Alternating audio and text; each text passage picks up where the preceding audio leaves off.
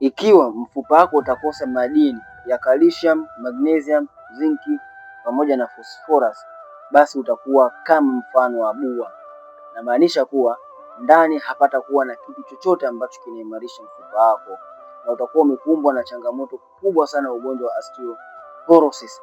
Hivyo sasa mfupa wako ukivunjika kama hiyo mfano wa picha hapo na kuonyesha, na ukaenda kufunga piopio kwa ajili ya kuunga au ukawekewa vyuma, bado utakuwa hujatatua changamoto yako, bali unatakiwa utumie na supplement ili ziende kurudisha madini yaliyokuwa muhimu.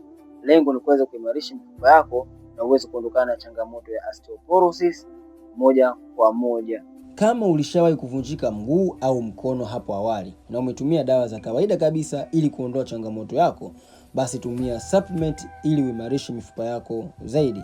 Wasiliana nasi Afya Prime Tanzania ili tuweze kukusaidia.